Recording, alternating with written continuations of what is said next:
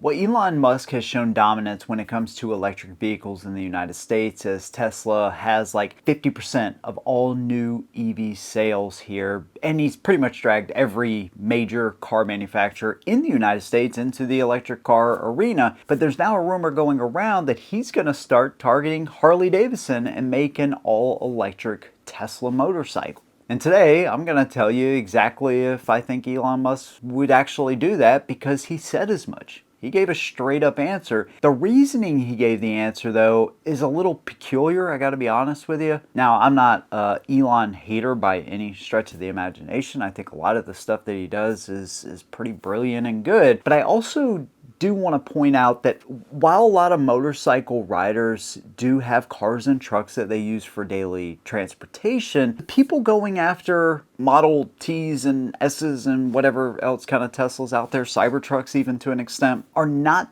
the same demographics as those buying road glides and street glides. So that may influence Elon's decision more than anything, regardless of what he actually says. So there's a kind of a culture thing here. I'm going to give you my opinion. Of course, I want to hear yours too, man. Do you think electric motorcycles will ever truly be the future in the United States? Let me know, just straight up down below. Let's go ahead and jump right in. Now, before we talk about the present, let's talk about Elon's history with motorcycles, right? Before he ever owned any of these companies, he actually loved motorcycles. And so according to him, in South Africa, he was riding, he was 17 at the time, and he said that he literally almost died on a motorcycle.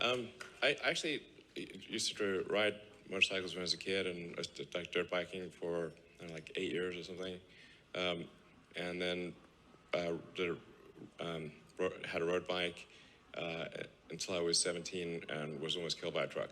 And according to some, this really changed him. I guess it's helped incorporate a lot of the safety stuff that you see at Tesla even today. And so when these rumors started floating around, there was a video out there too, you know, of an AI video, of course, of Elon walking up to this two-wheeled Tesla motorcycle and then pulling away as people were cheering. And he replied just straight up, "Tesla will never make a motorcycle because we cannot make them safe." This is the first interesting thing I think in his response, is because he basically makes cars that will argue with you almost if you take over the steering wheel. I mean, they do everything. Motion sensors and cameras and radars and everything. I mean, they're almost fully autonomous right now at this point. Now, I've heard of people having issues trying to get out of these things sometimes. You know, you don't have traditional like door handles and things like that, I guess. I don't know. I haven't spent a lot of time with them. I've only been in one actually in my whole life. And that was for about 10 minutes. But either way, he's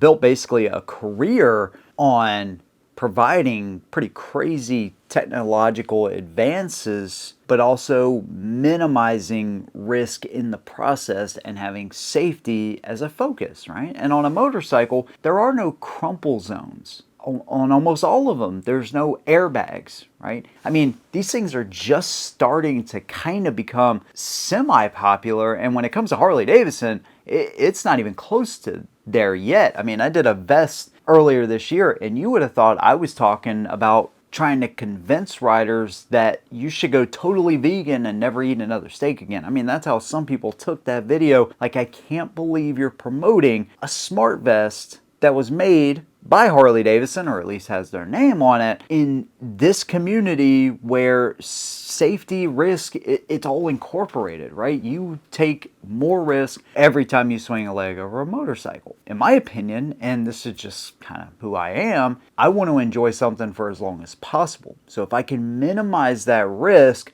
but also understand that you're not going to be walking around in a freaking inflatable bodysuit everywhere you go, right? Risk reward thing, you have to make that balance and that decision for yourself. But there are some ways to minimize that risk. But let's just be honest, right?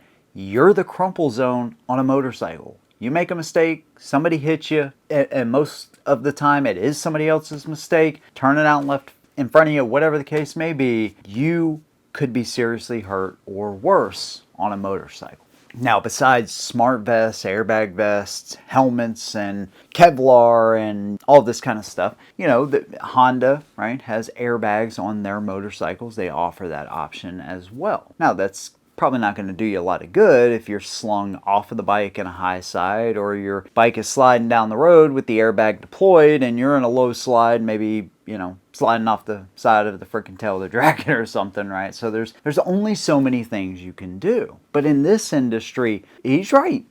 There is no way to make other people drive better. They just literally have to be patient enough to wait, or people just got to slow down a little bit. I mean, there's no way to control the safety aspect when it comes to all of this. But again, that's kind of missing the point. The whole reason people ride motorcycles is not to feel safer, because, well, that would just be dumb. The whole point is to enjoy the freedom of doing something that's not only enjoyable, slightly risky, but also that bucks the system of what traditional safety is, right? As people gravitate to more safety, less risk in almost every part of our lives, Harley Davidson and motorcycles in a big way is kind of still a big middle finger to that. Regardless if you wear a helmet, a smart vest, anything, it's still a big middle finger to everything's got to be safe. That's part of the enjoyment, actually. You know you're taking a risk, but when you finish that 1,000-mile road trip, or you tackle the tail of the dragon and you survived it, or, you know, whatever. That's a little dramatic, but hey, let's be honest. Unfortunately, a lot of riders don't survive the tail of the dragon, or some of these more complicated roads, right? You rode to Sturgis, you rode to Daytona, you rode here, you rode there, right? Those are great achievements, and you did it all in the most minimal way you possibly can. It's an amazing experience. But here's the thing, do American motorcycle riders even want that in the first place? Well, it doesn't take a genius to really look, at Harley Davidson, right? I'm not saying they made the best decisions with Livewire. We all know that when they first came out, they were $30,000 machines, reaching in the best sense of the word. Mind-blowing, actually, maybe a better way to put it. Regardless, they are still the dominant one in the United States. And people don't flock to those things. Hero and some of these other companies, right? They're doing electric motorcycles, right? Obviously, Elon would add pressure to those companies, and pressure and competition breeds better products for us in return, and it actually keeps a lot of prices in check. I'm a big believer in that. But looking at the selection of motorcycles now, and the response from riders now, yeah, they may be aging, and I get that, and you have younger riders that need to come in, but these things are almost always more expensive. That doesn't necessarily fix your issue with getting new riders in, because you want prices to drop. You want lower cost motorcycles for those newer, younger riders. I don't think it would solve that issue. The grid is just a completely different thing, right?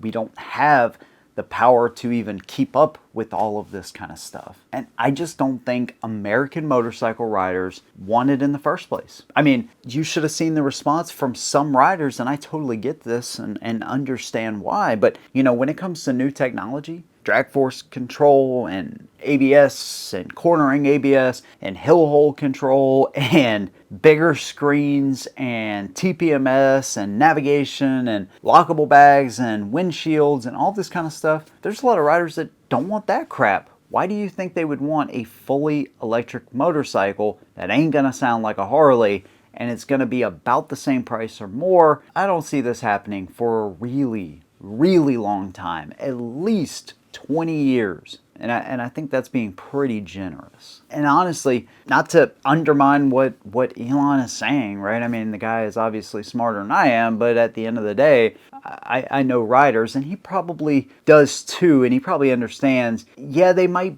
be willing to buy an electric vehicle, right? But electric motorcycles, again, all you got to do is look at Livewire or one of these other companies and say, there's really not a market for that just yet. Unless you can get the aesthetics down, the power, the sound, the cost, maintenance costs as far as like replacing a battery, unless you can get all that stuff in line and basically make it a gas version of an electric vehicle, I don't see riders just flocking to these things. I don't care who makes them. We know that electric vehicles are here to stay. All right? That's a can of worms they've already opened up. And the people that like them will continue to buy them. But even when it comes to a more practical vehicle, practical vehicle in quotation marks, if you will, like a freaking Model S or a hybrid Camry or whatever the heck else they're selling, you still will have people that are super resistant to the idea of ever buying anything electric, and especially hesitant until you get those prices down. And when it comes to Harley Davidson and its riders and their beliefs,